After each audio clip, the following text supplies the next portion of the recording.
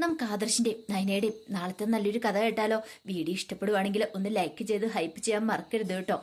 അതോടൊപ്പം തന്നെ ഒരു കാര്യം പറഞ്ഞോട്ടെ, രാവിലെ വീഡിയോസും കാര്യങ്ങളൊക്കെ കുറച്ച് ലേറ്റ് ആയിട്ടാണ് ചാനലിനകത്ത് അപ്ലോഡ് ചെയ്ത്. പനിയായതുകൊണ്ടാണ്. എന്താണെങ്കിലും നാളെ മുതൽ കൃത്യസമയത്ത് തന്നെ വീഡിയോസ് ചാനലിനകത്ത് അപ്ലോഡ് ചെയ്യാൻ ശ്രമിക്കാട്ടോ. അങ്ങനെ ഒടുവിൽ നമ്മൾ കാണുന്ന നാഗേന്ദ്രനെ കുറിച്ചുള്ള കഥകളൊക്കെ ശങ്കരൻ ആദർശിനോട് പറയണം. അപ്പം നാഗേന്ദ്രന് എത്രമാത്രം വിശ്വാസമായിരുന്നു മൂർത്തി സാറിന്. എന്തുകൊണ്ടാണ് മൂർത്തി സാറ് നാഗേന്ദ്രനെ ഇറക്കി വിട്ടെന്നുള്ള കാര്യങ്ങളൊക്കെ ആദർശന ആ കഥകളൊക്കെ കേട്ട് കഴിഞ്ഞപ്പോഴത്തേനും വല്ലാത്തൊരു അത്ഭുതമായിരുന്നു. കാരണം നാഗേന്ദ്രൻ അത്ര കഴിവുള്ള ആളായിരുന്നു.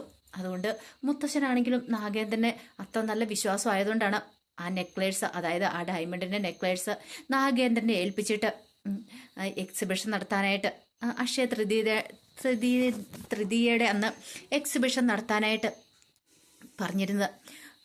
നാഗേന്ദ്രന് ആ നെക്ലേഴ്സുമായിട്ട് പോയി കഴിഞ്ഞപ്പോൾ മുത്തശ്ശന് അതിനകത്ത് യാതൊരു സംശയവും കാര്യങ്ങളും ഒന്നും തോന്നിയതും ഉണ്ടായിരുന്നില്ല. അങ്ങനെ നാഗേന്ദ്രൻ വീട്ടിലേക്ക് വന്ന് എന്ത് ചെയ്തു, ജലജേനെ ഈ നെക്ലേഴ്സ് കാണിക്കുന്നുണ്ട്. ജലജയ്ക്ക് അത് കണ്ടു കഴിഞ്ഞപ്പോൾ മുതൽ വല്ലാത്തൊരു ഭൂതി ആ നെക്ലേഴ്സ് അണിയണമെന്ന്. ഒടുവിൽ നാഗേന്ദ്രനോട് പറഞ്ഞു, അതെ എക്സിബിഷൻ ഇനിയും ദിവസങ്ങളുണ്ടല്ലോ, അതിനിടയ്ക്ക് 3-4 ഫംഗ്ഷൻ ഉണ്ട്. ഒരു കാര്യം ചെയ്യാം, ആ മാല എനിക്കും തരുവോ, എനിക്കൊന്ന് ഇട്ടോട്ട് പോകാനാന്ന് പറഞ്ഞു. പക്ഷെ നാഗേന്ദ്രൻ സമ്മതിച്ചില്ല. നാഗേന്ദ്രൻ പറഞ്ഞു, അതൊന്നും ശരിയാവുന്ന കാര്യമല്ല ജലജ. അങ്കിൾ അറിഞ്ഞിട്ടുണ്ടെങ്കിൽ അത് വലിയ പ്രശ്നമോ, പിന്നെ പ്രശ്നമാവാനൊന്നും പോകുന്നൊന്നുമില്ല. അത് കൊണ്ടുപോയി ഇട്ടിട്ട് ഞാൻ അതേവിടെ എന്നെ കൊണ്ട് തരില്ലേ? അതല്ല, എക്സിബിഷന്റെ സമയത്തല്ലാതെ വേറെ ആരും ഇത് കാണലെന്ന് പറയണേ. കാരണം ഇത് വെച്ച് വേണം നമ്മുടെ കമ്പനി നമുക്ക് നല്ല രീതിയിൽ മുന്നോട്ട് കൊണ്ടായിട്ട് ഇത്തവണത്തെ ബിസിനസ് പിടിക്കാനായിട്ട്. അതുകൊണ്ടാണ് ഞാൻ പറഞ്ഞെന്ന് പറഞ്ഞു. അതെ, എന്താ ഇങ്ങനെ പറയണേ? എന്നെ വിശ്വാസം ഇല്ലെന്ന് ചോദിച്ചു. ഞാൻ ആരെ അധികം കാണിക്കാനൊന്നും പോകുന്നൊന്നുമില്ല.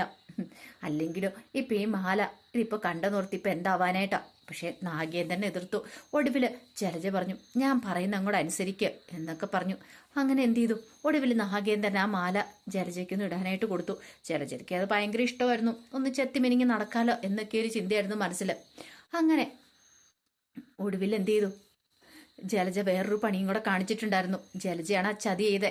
ജലജ നാഗേന്ദ്രനോട് പറഞ്ഞു, അതെ ഇത്രയും വിലപിടിപ്പുള്ള സാധനം നല്ല ഭംഗിയുണ്ട് താനും, അങ്ങനെയാണെങ്കിൽ എക്സിബിഷന് ഇത് തന്നെ കൊണ്ടുപോകണം തന്നെ നിർബന്ധം. നമുക്ക് വേറെണ്ണം കൊടുത്താൽ പോരെന്ന് ചോദിച്ചു. വേറെയോ? അതെ. അപ്പൊ ആ മാല എടുത്തിട്ട് സ്വന്തമായിട്ട് എടുത്തിട്ട് വേറെ പകരം മറ്റൊന്ന് ഡ്യൂപ്ലിക്കേറ്റ് വെക്കാനായിട്ടായിരുന്നു. പക്ഷെ നാഗേന്ദ്രൻ സമ്മതിച്ചില്ല. ജലജ പറഞ്ഞു, അതൊന്നും പിടിക്കപ്പെടാനൊന്നും പോകുന്നൊന്നുമില്ല, തൽക്കാലത്തേക്ക് എൻ്റെ കയ്യിലിരിക്കട്ടെ എന്നൊക്കെ പറഞ്ഞു. ഈ സമയത്ത് ശങ്കരൻ ഇതൊക്കെ ആദർശനോട് പറയുമ്പോൾ ആദർശ് പറഞ്ഞു, എന്നിട്ട് എന്താ സംഭവിച്ചേ? അതെ, നാഗേന്ദ്രൻ കഴിവുള്ളവനാന്ന് പറഞ്ഞല്ലോ. ശരിക്കും പറഞ്ഞാൽ ഒരു പക്ഷെ അയാളുടെ കഴിവിൽ മൂർത്തി സാറിന് നല്ല വിശ്വാസം ഉണ്ടായിരുന്നു. മൂർത്തി സാറ് MD സാറും വരെ ചിലപ്പോൾ നാഗേന്ദ്രന് കൊടുത്തു പോകാനും ആ രീതിക്ക് മുന്നോട്ട് പോകുമായിരുന്നെങ്കിൽ, പക്ഷെ അയാൾക്ക് വിധിയില്ല എന്ന് തന്നെ കരുതണം. അതുകൊണ്ട് എന്തായി, ഭാര്യയുടെ വാക്കുകൾ കേട്ടിട്ട് ഒടുവിൽ ആ മാലയുടെ കാര്യത്തിലാണ് അയാളെ അവിടെ നിന്ന് ഇറക്കി വരേണ്ട വന്നതെന്ന് പറഞ്ഞു. ഇറക്കി വരേണ്ട വന്ന്. അതെ. ഒടുവിൽ അങ്ങനെ ആ മാല മാറ്റി എക്സിബിഷൻ സമയത്ത് വേറൊരു മാലയാണ് കൊണ്ടുപോയത്. പക്ഷേ എങ്കിൽ ആ മാലയ്ക്ക് തിളക്കവും കാര്യങ്ങളൊക്കെ കുറവായിരുന്നു. മുത്തശ്ശന് സംശയങ്ങളും കാര്യങ്ങളൊക്കെ തോന്നി. മുത്തശ്ശൻ അതിനെക്കുറിച്ച് നാഗേന്ദ്രനോട് ചോദിച്ചു. ഇതിനു മുമ്പ് ഞാൻ തന്ന സമയത്ത് ഇങ്ങനെയൊന്നും ആയിരുന്നല്ലോ, നല്ല തിളക്കമായിരുന്നല്ലോ, നീ ഇത് ആർക്കെങ്കിലും കൊടുത്തോ, കൈമാറോ എന്തെങ്കിലും ചെയ്തോന്ന് ചോദിച്ചപ്പോൾ നാഗേന്ദ്രൻ ഇല്ല എന്നുള്ള മറുപടിയാണ് പറഞ്ഞത്. ഒടുവിൽ എന്ത് ചെയ്തു, ആ മാല ഒരാൾക്ക് വിൽക്കാനുള്ള തീരുമാനം കാര്യങ്ങളൊക്കെ ആയിരുന്നു. അതിന് വലിയ ഡിമാൻഡും കാര്യങ്ങളൊന്നും ഉണ്ടായിരുന്നില്ല. കാരണം അത്ര തിളക്കവും കാര്യങ്ങളും കുറവായിരുന്നല്ലോ. ഒറിജിനൽ മാല വേറെയാണല്ലോ. അങ്ങനെ ഒടുവിലാണ് നാഗേന്ദ്രനെ ചതിയും കാര്യങ്ങളും മുത്തശ്ശൻ അറിയണേ. കാരണം അത് ഡ്യൂപ്ലിക്കേറ്റാന്നുള്ള കാര്യം മുത്തശ്ശൻ പിന്നീട് തിരിച്ചറിഞ്ഞു. അതറിഞ്ഞു കഴിഞ്ഞപ്പോഴത്തേനും നാഗേന്ദ്രനെ വിളിച്ചു വരുത്തി ചോദ്യം ചെയ്യുന്നുണ്ട്. നാഗേന്ദ്രൻ വിസമ്മതിച്ചു. ഒടുവിൽ നാഗേന്ദ്രനെ അടിച്ചു പുറത്താക്കി ആ മാലയുടെ പേരിൽ. ജലജയാണ് എല്ലാത്തിനും ചരട് വലിച്ചത്. പക്ഷേ എങ്കിൽ ജലജ എന്ത് ചെയ്തു, ഒടുവിൽ കാലുവാരി.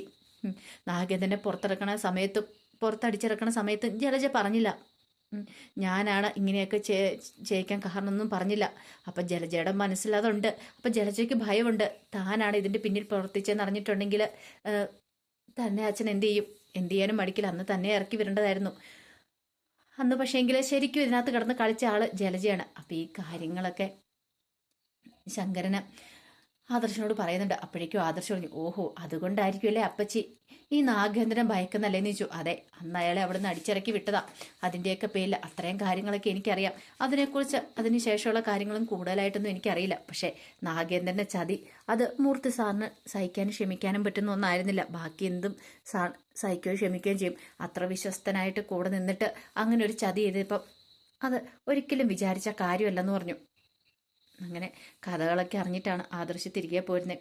ഈ സമയത്ത് കനക നയനയെ വിളിച്ചു. നയനയെ വിളിച്ചിട്ട് നന്ദുവിനെ കുറിച്ചുള്ള കാര്യങ്ങളൊക്കെ പറയണം. അവളിന്ന് ദേഷ്യപ്പെട്ട് അവിടെ നിന്ന് ഇറങ്ങിപ്പോയത്. അവളോട് ഞാൻ കാര്യങ്ങളൊക്കെ ചോദിച്ചു കഴിഞ്ഞപ്പോൾ അവൾക്ക് ഇഷ്ടപ്പെട്ടില്ല. അപ്പോഴേക്കും നയന പറഞ്ഞു, അമ്മ എന്ത് പരിപാടിയെ കാണിച്ചേ? അമ്മ അങ്ങനെയൊക്കെ ചോദിക്കേണ്ട കാര്യം ഉണ്ടായിരുന്നോ നന്ദുവിനോട്? അവൾ പിണങ്ങി പോയിട്ടുണ്ടെങ്കിലോ? പിന്നെ അവൾ പിണങ്ങി പോയെന്ന് പറഞ്ഞ് അവളുടെ കാലെ കയ്യെ പിടിച്ച് ഞാൻ പോകുമല്ലേ? അവൾ എന്താന്ന് വെച്ചാൽ ചെയ്യട്ടെ, എനിക്കൊരു കുഴപ്പമില്ല. എല്ലാവരുടെ മുന്നിൽ നാണം കെട്ടുന്ന ഞാനും ഗോവിന്ദേണ്ണോ, ഞങ്ങൾക്കല്ലേ അറിയത്തുള്ളൂ ഞങ്ങളുടെ ബുദ്ധിമുട്ട് എന്താന്ന്. നയന പറഞ്ഞു, എന്നാലും അമ്മ അങ്ങനെയൊന്നും പറയേണ്ടിയിരുന്നില്ല. അതിന് നന്ദു എന്ത് തെറ്റ് ചെയ്തമ്മേ? അമ്മ ഒന്ന് ആലോചിച്ച് നോക്കിയേ. നന്ദുവിൻ്റെ ജോലിയല്ലേ ചെയ്തേ? ദേ നയനെ, നീ അവളെ ന്യായീകരിക്കാൻ ശ്രമിക്കൊന്നും വേണ്ടാന്നും പറഞ്ഞുകൊണ്ട് നയനെയും കുറെ ചീത്ത പറഞ്ഞു കനക. പക്ഷേ കനയ്ക്ക് നല്ല ടെൻഷൻ ഉണ്ടായിരുന്നു, നന്ദു ദേഷ്യപ്പെട്ട് ഇറങ്ങിപ്പോയതുകൊണ്ട്. പക്ഷെ വിളിക്കാനും ഒരു മടി. ഈ സമയത്ത് നന്ദു തിരികെ സ്റ്റേഷനിലേക്ക് വന്നു കഴിഞ്ഞപ്പോഴത്തേനും എസ് ചോദിച്ചു, ഇതെന്താ മാഡം? മാഡം പോയിട്ട് വീണ്ടും തിരികെ വന്നെന്താന്ന് ചോദിച്ചു. അതെന്താ, എനിക്ക് ഇങ്ങോട്ടേക്ക് വരാൻ പാടില്ലെന്ന് ചോദിച്ചു. ഇല്ല, ഞാൻ വെറുതെ ചോദിച്ചെന്നേ ഉള്ളൂ. നന്ദു പോലീസ് സ്റ്റേഷൻ വന്നിരിക്കുകയാണ്. നന്ദുവിന് വല്ലാത്തൊരു ബുദ്ധിമുട്ടാണ്. വീട്ടിലേക്ക് ചെന്ന് കഴിഞ്ഞിട്ടുണ്ടെങ്കിൽ ഓരോന്നൊക്കെ പറഞ്ഞുകൊണ്ട് അവർ വീണ്ടും വീണ്ടും ചോദ്യം ചെയ്തുകൊണ്ടിരിക്കും. അതിനെ ഫേസ് ചെയ്യാനായിട്ടുള്ള ബുദ്ധിമുട്ടും കാര്യങ്ങളും നന്ദുവിൻ്റെ മനസ്സിലുണ്ടായിരുന്നു. അപ്പോൾ വെറുതെ എന്തിനാ ഒരു വഴക്കും പ്രശ്നങ്ങളും ഉണ്ടാകുന്നത്? ഒരു തെറ്റും ചെയ്തിട്ടില്ല. അല്ലെങ്കിലും ഈ കല്യാണം മുടങ്ങാൻ താൻ ആഗ്രഹിച്ചിട്ടുണ്ടായിരുന്നു. പക്ഷേ അതിങ്ങനെയാവുമെന്ന് വിചാരിച്ചില്ല. ഒരു പക്ഷേ ആ ജ്യോത്സ്യം പറഞ്ഞ കണക്ക് തന്നെ ഇനി എന്തൊക്കെ സംഭവിച്ചെന്ന് പറഞ്ഞാലും അതിന് തനിക്ക് തന്നെ ഉള്ളതാണോ? അച്ഛനും അമ്മയ്ക്കും അത് കണ്ടാകുന്ന ഒരു ഭയം തോന്നേ. അതുകൊണ്ടാണ് തോന്നേ അവരിങ്ങനെ ഏറ്റവും കൂടുതൽ ഇതിനെ എതിർക്കുന്നത് എന്നൊക്കെ ഒരു ചിന്ത നന്ദുവിൻ്റെ മനസ്സിലുണ്ട്. ഈ സമയത്ത് അനാമിയുടെ അടുത്തേക്ക് വേണു നല്ല ടെൻഷൻ ഉണ്ടായിരുന്നു. വേണു എന്നിട്ട് പറഞ്ഞു, മോളെ ഇനിയിപ്പോൾ എന്ത് ചെയ്യണമെന്ന് അറിയത്തില്ല. പയ്യാവേലിയാണോ നമ്മൾ പിടിച്ചതെന്നൊരു സംശയം. ആ നവീൻ വക്കീൽ പറഞ്ഞ് കേട്ടാൽ മതിയായിരുന്നു. ഇപ്പം അയാൾ പറഞ്ഞു കേട്ടില്ലേ? ഇനി കോടതി ചെന്ന് കഴിയുമ്പോൾ മിക്കവാറും ഈ പറയുന്ന അനി നമുക്ക് പൈസ തരില്ല എന്ന് പറഞ്ഞാൽ എന്ത് ചെയ്യാൻ പറ്റും? അച്ഛനൊന്ന് വിഷമിക്കാതിരിക്കുക, നമുക്ക് എന്താന്ന് വെച്ചാൽ ചെയ്യാം. അത് വേണ്ടതുപോലെ കാര്യങ്ങളൊക്കെ കൈകാര്യം ചെയ്യാമെന്ന് പറഞ്ഞു. അതങ്ങനെ വിട്ടുകൊടുക്കാൻ ഞാൻ എന്താണെന്ന് ഉദ്ദേശിച്ചിട്ടില്ല. പൈസ കിട്ടാതെ എന്താണ് നമുക്ക് ഡിവോഴ്സ് കൊടുക്കേണ്ട അച്ഛാന്ന് പറഞ്ഞു. ഈ സമയം നാഗേന്ദ്രന് അബിയെ വിളിക്കുകയാണ്. അബിയെ വിളിച്ചിട്ട് അത്യാവശ്യമായിട്ടൊന്ന് കാണണമെന്ന് പറഞ്ഞു. അങ്ങനെ അബി വന്നു കഴിഞ്ഞപ്പോൾ അബിയോട് കാര്യങ്ങളൊക്കെ സംസാരിക്കുകയാണ്.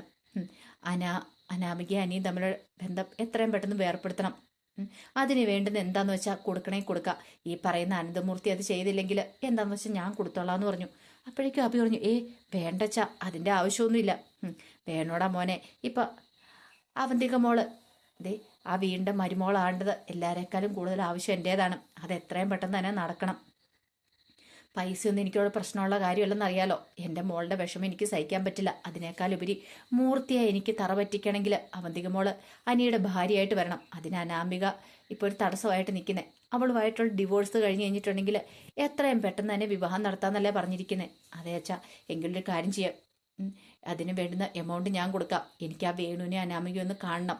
അല്ലെങ്കിൽ ഒരു കാര്യം ചെയ്യാം, എന്താന്ന് വേണ്ടതെന്ന് വെച്ചാൽ നീ തന്നെ ചെയ്യാം. ബാക്കി കാര്യങ്ങളൊക്കെ ഞാൻ ഡീൽ ചെയ്തോളാന്ന് പറഞ്ഞു. ഈ സമയത്ത് അഭിയോർത്തു, അവന്തിയുടെ കല്യാണം കഴിയുവാണെങ്കിൽ താൻ രക്ഷപ്പെട്ടു.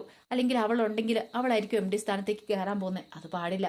അപ്പം താൻ വേണം കാര്യങ്ങൾ കൈകാര്യം ചെയ്യാനായിട്ട് എന്നൊക്കെയൊരു ചിന്തയാണ്. അഭിക്ക് പണ്ടേ തൊട്ട് കുടിലബുദ്ധിയാണല്ലോ. അവൻ്റെ കുടിലബുദ്ധി പ്രവർത്തിച്ചു തുടങ്ങി.